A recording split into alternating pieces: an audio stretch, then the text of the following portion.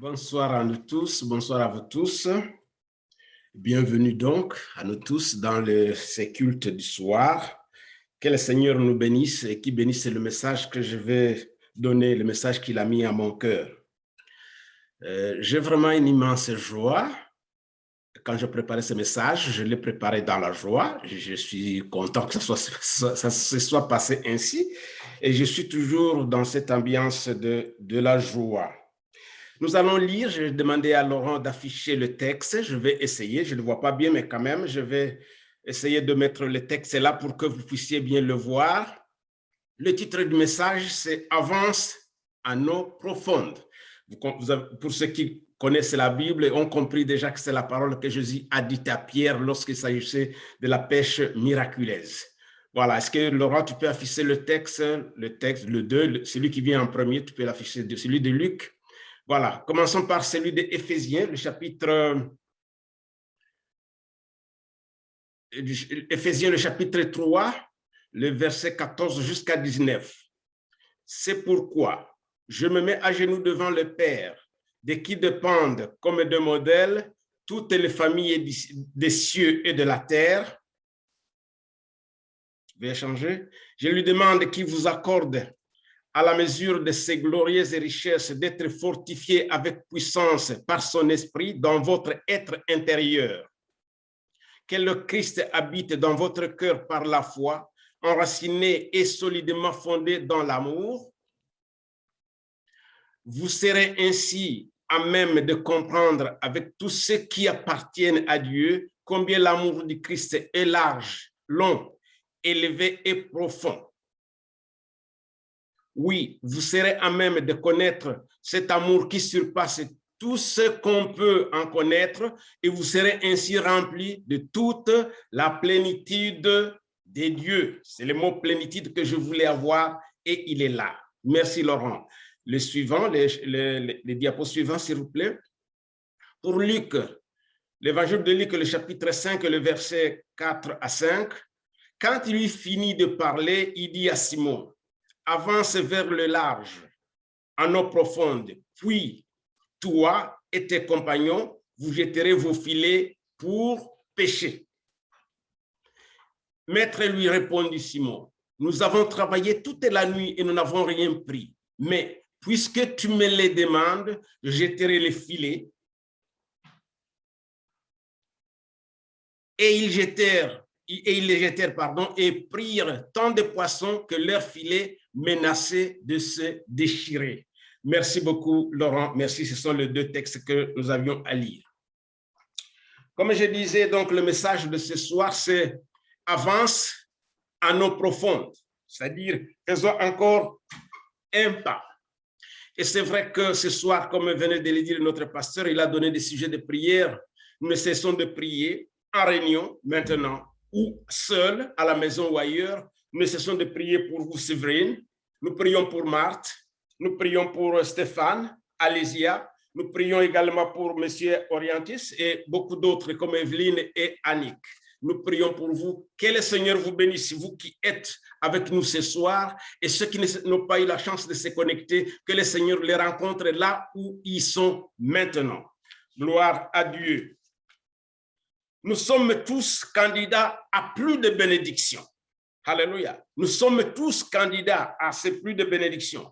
Et nous avons besoin de profiter au maximum du salut que nous a donné Jésus-Christ, parce qu'il a été crucifié à la croix et son sang nous a lavé de tout péché et nous sommes devenus enfants de Dieu. Donc, et nous devons vivre pleinement de ces saluts que nous avons en Jésus-Christ. C'est pourquoi je pensais qu'il fallait vivre toute la plénitude que nous donne Dieu, que nous donne le salut, que nous donne l'évangile, c'est toute la plénitude que nous donne notre pleine vie, la totalité des avantages que nous avons dans le salut de Jésus-Christ. Et l'exemple que j'ai choisi, c'est cet exemple de la pêche miraculeuse, ce que nous venons de lire dans le chapitre 5 de Luc. Je ne veux pas raconter l'histoire parce que nombreux d'entre nous savent ce qui s'est passé ce jour-là. Alors que Pierre et ses compagnons avaient passé toute la nuit sans rien prendre, ils étaient allés à la mer chercher des poissons. Ils reviennent le matin, ils n'ont rien. Mais il y a un miracle ici qui se produit en plein jour. Il y a Jésus qui arrive et leur demande de jeter les filets à l'eau profonde et ils ont eu beaucoup de poissons. Ce que je demande à mon frère, à ma soeur de retenir ce soir, c'est ceci. Ce n'est pas le fait qu'ils ont eu beaucoup de poissons. Le lac n'a pas changé. C'est le même. Jésus n'a pas changé de lac. Jésus n'a pas changé de filet. Jésus n'a pas changé de pêcheur. Jésus n'a pas changé non plus les bateaux. Mais il y avait quelque chose de nouveau qui s'est produit ces jours-là. Alléluia. Il y avait la présence de Jésus dans ces mêmes bateaux. Il s'est mélangé aux pêcheurs. Il est venu avec eux. Ils avaient passé la nuit seuls, les pêcheurs, Pierre et ses compagnons, seuls sur le lac, dans leur bateau. Mais ce matin-là, il y a quelqu'un d'autre qui s'est ajouté. Il s'appelle Jésus-Christ de Nazareth. Alléluia. Qu'on avance, il dit, avance à l'eau potable pour avoir ces bénédictions. C'est là où se trouvent les poissons. Jésus-Christ n'est pas à Verlaguet. Jésus-Christ n'est pas seulement à Muret. Il n'est pas seulement à Sainte-Agne. Ce n'est pas dans les ADD de Montauban que nous sommes. Ce n'est pas à l'église protestante de Montauban. Il est avec nous. La présence de Jésus est partout. Si vous avez Jésus dans votre vie, alléluia, alléluia, vous avez la bénédiction et vous vivez la plénitude de l'évangile, de la parole de Dieu. Je me souviens quand j'étais enfant, je donne ce témoignage, j'étais enfant, nous vivions un village d'à peu près 50 personnes. Oui, il y avait quelques 5-6 familles, mais plus les ouvriers qui travaillaient dans le champ, on pouvait être à 50. Je me souviens bien de combien d'enfants il y avait dans chaque famille. Et là, nos parents allaient, nous on n'allait pas à l'église, c'était loin. À ce moment-là, moi je n'allais pas à l'église. Peut-être mon frère aîné, il partait, mais nous les enfants, on restait parce que c'était loin, on marchait, c'était à pied. Et les 50 personnes qui allaient prier, ils allaient dans des églises différentes. Il y avait qui allaient à gauche et d'autres qui allaient à droite. Mais ils discutaient, ça je me souviens très bien de ce qu'ils disaient. Ah, pour ceux qui vont chez le pasteur Pierre et d'autres allaient chez le pasteur Jean. Ils disaient, mais pour certains, je trouve que chez Jean, c'est là où il y a vraiment beaucoup du Saint-Esprit. Entre guillemets, je traduis dans ma langue beaucoup, c'est-à-dire les gens sont beaucoup plus remplis du Saint-Esprit. D'autres disaient, non, c'est chez Jean, d'autres disaient, c'est chez Pierre. Un peu, c'est comme l'exemple que je venais de dire, c'est pas à Verlaguet, c'est pas à Muret, c'est pas aux ADD, c'est pas à l'église protestante de Montauban, mais Dieu, il est présent lorsque nous l'avons accueilli dans nos vies.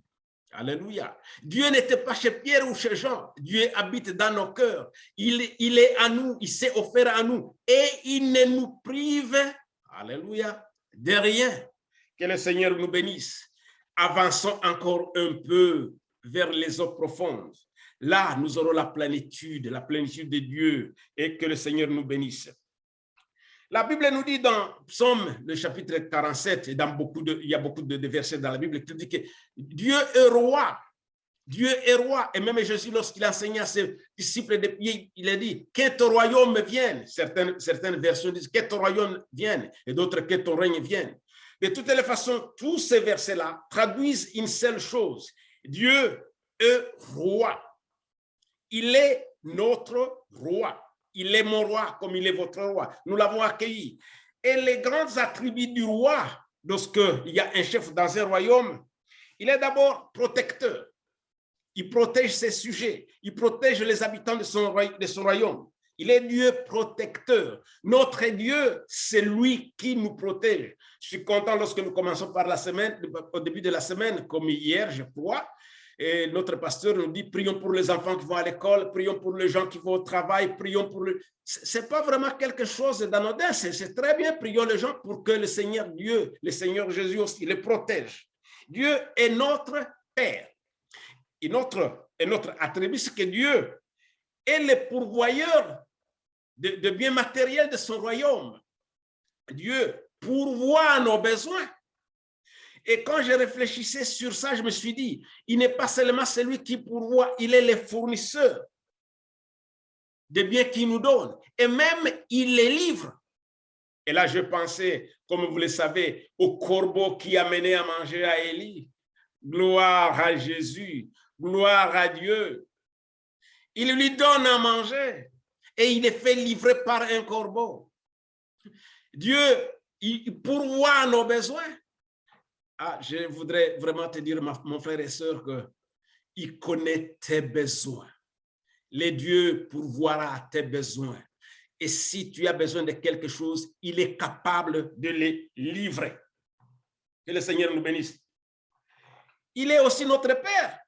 Le roi est le Père de tout le monde, comme on dit, et nous-mêmes, Dieu est notre Père.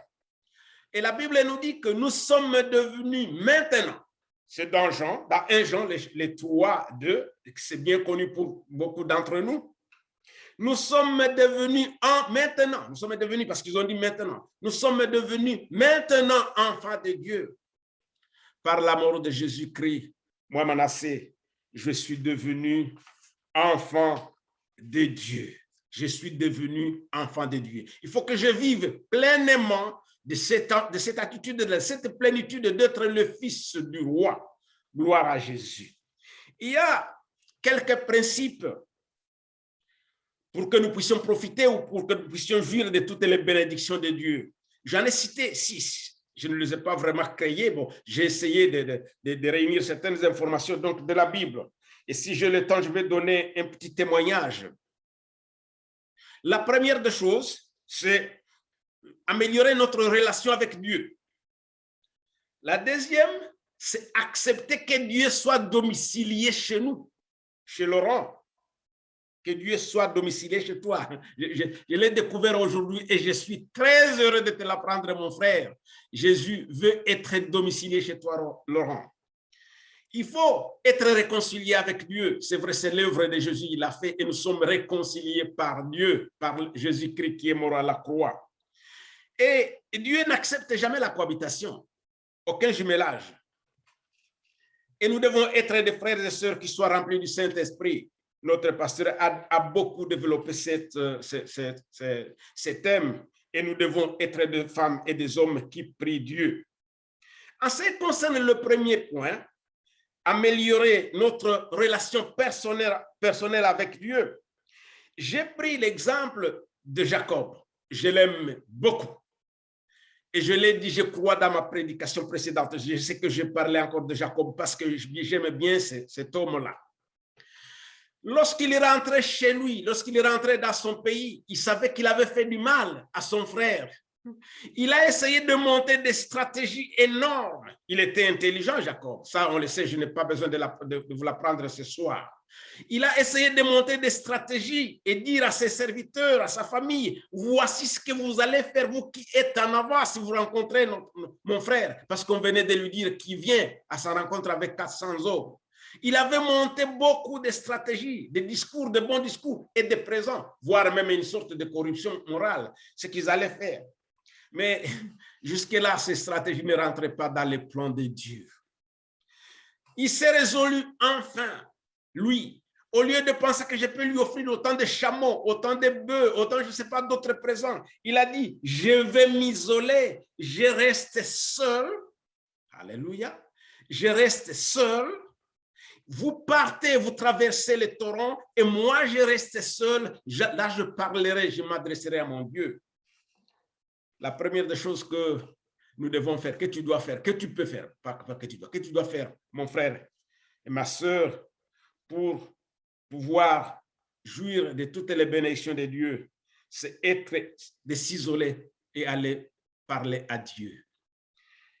Je sais que je l'ai fait une fois, je peux donner cet exemple. C'est ce que certains appellent même retraite spirituelle ou se mettre au vert. Moi, je l'ai fait une fois quand j'étais jeune, après le décès de ma maman. Mon père était décédé il y a 10 ans et nous restions avec 3 jeunes garçons derrière moi. Nous sommes à 6 garçons de chez moi, dans ma famille. Il fallait que chacun d'entre nous, les grands, s'occupe d'un seul. Moi, je devais m'occuper de quelqu'un. Je n'avais pas de travail, je n'avais pas encore eu mon bac, mais je devais m'occuper de celui-là. Et j'ai pris 3 jours pour aller dans une forêt. J'ai dit à Dieu, et je fais quoi? J'ai dit à Jésus, je fais quoi? J'ai passé 3 jours en train de prier et en retour, il y a eu un don, comme les dons qui arrivent dans nos églises. Une dame qui s'appelle Suzanne, elle est tante à Élodie, mon épouse, elle est décédée dans un accident d'avion. Elle m'a approché, elle a dit, Manassé, mais Dieu m'a dit quelque chose. prends tes effets, va à l'école, va t'inscrire à l'école, mais ne va pas à gauche, va à droite. J'ai compris le message. C'était une dame qui n'était pas instruite, mais moi, j'ai compris que Dieu répondait. Et je suis allé dans une école, une école protestante, où on m'a inscrit dans la terminale, et Dieu m'a fait quelque chose de très bien. J'ai rencontré un professeur qui m'expliquait très bien la physique et les mathématiques. Je l'ai bien compris au bout de 3 mois. Je suis entré à aller m'occuper d'Élodie, mon épouse et mon petit frère, parce que j'ai trouvé un petit boulot. Jésus a pourvu à mon besoin. S'isoler, prendre le temps de s'isoler, aller seul. Vous n'avez pas besoin de dire mon épouse doit être d'accord. Parce que vous devez, bon, enfin là j'exagère, peut-être vous allez, oui, il faut le lui dire, il faut qu'il soit d'accord parce que, oui, mais c'est pas parce que mon épouse ne me suit pas, parce que moi je l'ai dit, Élodie passe 2 fois de nuit au salon en train de prier, ça moi, ça c'est vrai. Donc c'est pas parce que quelqu'un, tous les deux doivent avoir soif au même moment de prier. Isolez-vous, mettez-vous au vert, va aller au large pour prier et le Seigneur se montrera à vous. Cette façon de s'isoler comme venait de faire Jacob fait tomber de murs. Oui, les géants s'enfuient devant la prière parce qu'on s'est donné. Là, ça veut dire je m'abandonne entre les mains de Dieu. Que le Seigneur nous bénisse. Autre chose, le point 2, après le premier, donc, c'est aménager un espace pour Dieu dans nos cœurs. J'ai découvert que dans Jean, dans la version Louis II 21, Jean 14, 23, lorsque les disciples lui posaient des questions, il s'agissait de Thomas, il s'agissait de Philippe et de Jude, qui lui dit, mais pourquoi vous ne voulez pas vous montrer au monde, vous voulez seulement vous montrer à nous? C'est Jude qui pose à Jésus cette question. Et Jésus de lui répondre, si vous m'aimez, si vous me suivez, si vous êtes avec moi et mon Père, nous viendrons nous établir ou nous établirons notre domicile chez vous. C'est pourquoi j'ai dit à Laurent que Jésus a besoin d'établir son domicile chez lui.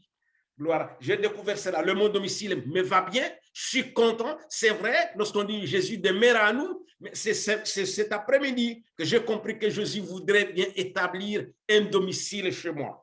Aménagez alors votre domicile comme on aménage lorsqu'on attend un enfant, lorsqu'on entend un visiteur, lorsqu'on attend quelque chose. Réhabiliter nos maisons, voilà, restaurer nos maisons pour qu'elles soient grandes, pour qu'il y ait de l'espace pour le Seigneur Jésus. Il va avoir un domicile parce que nous établirons domicile chez lui. C'est ce que dit Jésus à Jude. Jésus veut établir son domicile chez vous, mon frère et sœur. L'autre point, le point 3, c'est être réconcilié avec Dieu. Parce que la voie est libre, là je suis content. C'est le grand secret que moi je connais. Je connais le grand secret. Si je peux m'isoler, aller prier à Caussade, si je peux aller quelque part pour m'isoler, pour dire je vais aller au vert là où je vais seulement parler à Jésus, je sais que la voie est libre. Je n'ai pas besoin d'un intermédiaire. Je n'ai pas besoin d'un argent pour me faire arriver à Jésus. La communication est directe, la connexion est directe. Ça, c'est par la puissance du sang de Jésus. Il est mort et il a enlevé la barrière qui me séparait du Dieu. Que le Seigneur vous bénisse. Réconcilier avec Dieu, comme nous sommes réconciliés avec Dieu. Nous pouvons lui parler quand nous voulons, où nous voulons et comme nous voulons. Quand nous voulons, où nous voulons et comme nous voulons. Là, vraiment, la voie est libre. C'est dans 2 Corinthiens, le chapitre 5 et le verset 17. Ça, je le dis toujours. Deuxième chose, refuser toute cohabitation. C'est le troisième point, pardon. Refuser toute cohabitation ou le jumelage de la vie avec quelque chose d'autre.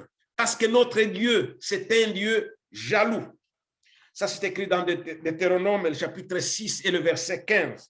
Dieu est jaloux. Il n'aime jamais la cohabitation. Écoutez bien le témoignage que je vais vous donner, mes frères et sœurs. Ça me concerne, moi, Manassé. Je l'ai eu autour de 20 ans, vers mes 20 ans.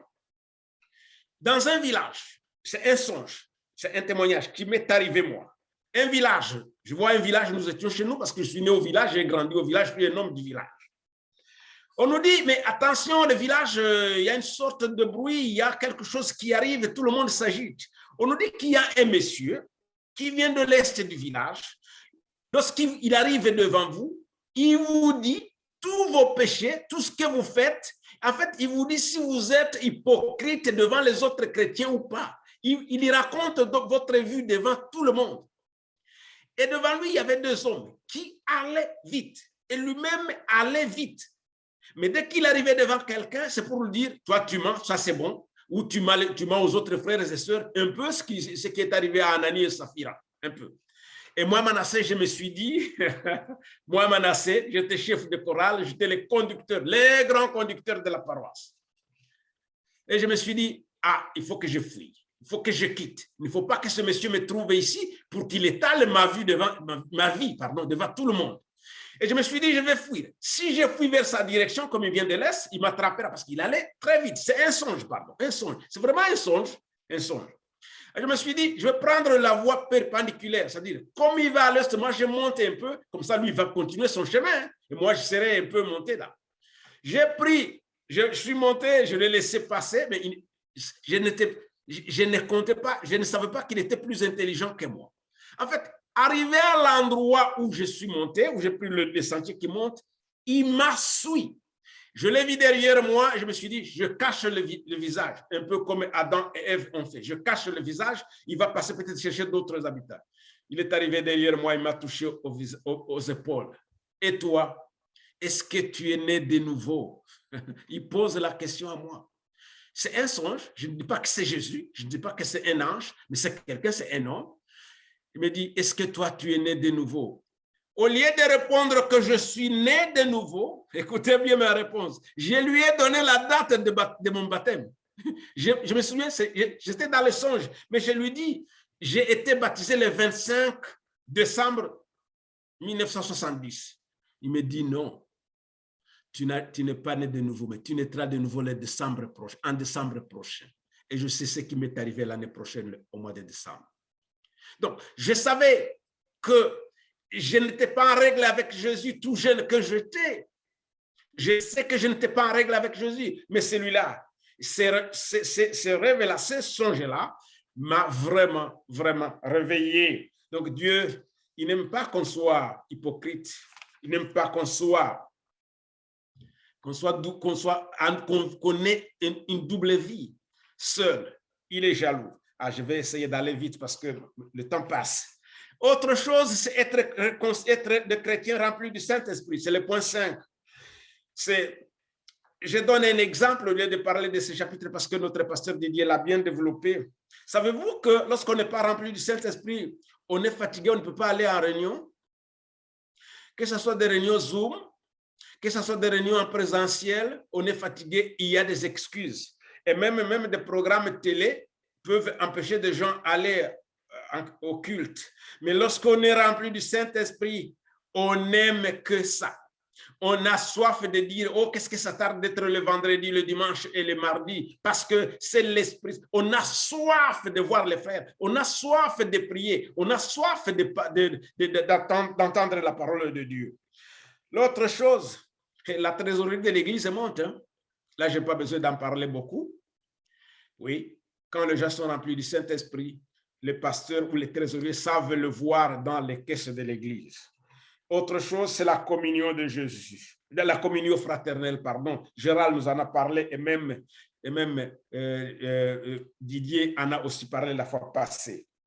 Et enfin, pour les chrétiens remplis du Saint-Esprit, on a la paix intérieure, on a la paix intérieure.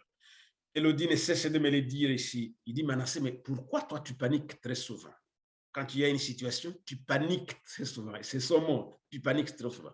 Lorsqu'on a Jésus, on est des chrétiens, on est des femmes et des hommes rassurés parce que Jésus nous rassure. Le dernier point, c'est la prière. Être des hommes et des femmes de la prière. Quand la louange monte, la pluie descend. Voici les deux voies. Alléluia. Que le Seigneur te bénisse, mon frère et ma soeur. Lorsque vous faites monter votre louange à Dieu, il y a quelque chose qui se passe. Alléluia. Alléluia. Les bénédictions de Dieu descendent par la prière. La prière ouvre les bénédictions de Dieu.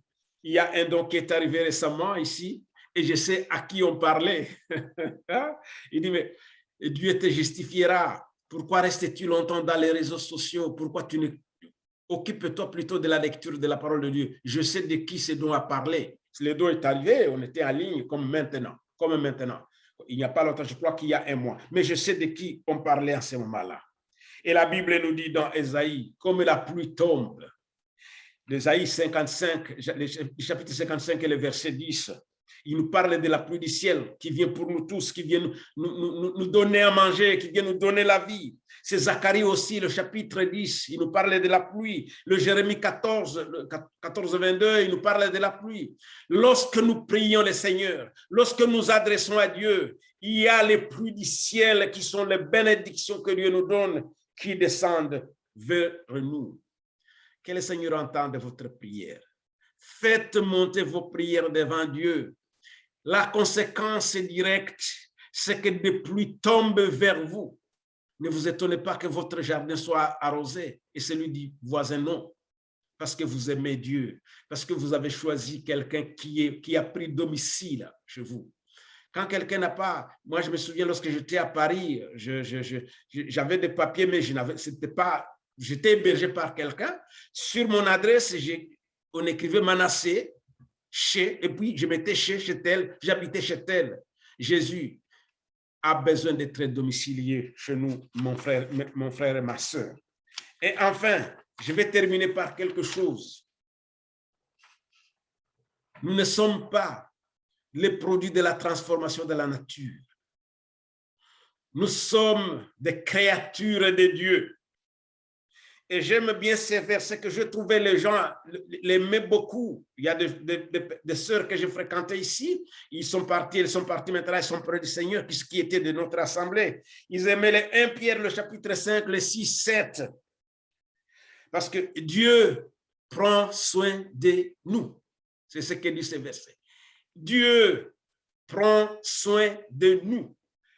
Avançons vers les eaux profondes. Faisons encore un pas. Alléluia. Je suis vraiment heureux de l'annoncer, mes frères et sœurs. Faisons encore 2 pas, 3 pas. Rapprochons-nous de Dieu. Et il prendra soin de nous. Mettons-nous debout. Marchons vers les eaux profondes. Jetons nos filets vers les eaux profondes. Et nous aurons des poissons que nous n'avons pas pu prendre seuls. Mais comme il y a quelqu'un qui est domicilié chez nous, qui s'appelle Jésus-Christ de Nazareth, il va tout changer. Essayez cela, mon frère et sœur. Que le Seigneur vous bénisse.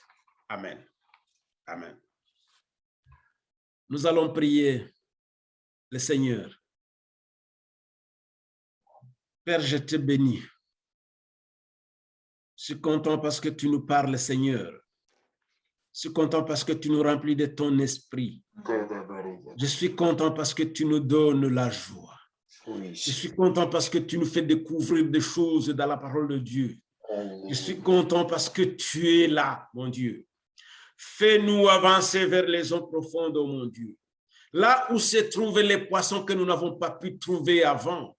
Mais comme tu es présent dans notre bateau, alléluia, alléluia. Comme tu es présent chez nous, mon Dieu, tu nous feras vivre des miracles, tu nous feras vivre des bénédictions, tu nous feras vivre la plénitude de ton évangile, le salut que nous avons reçu en Jésus. Je t'aime, Jésus-Christ.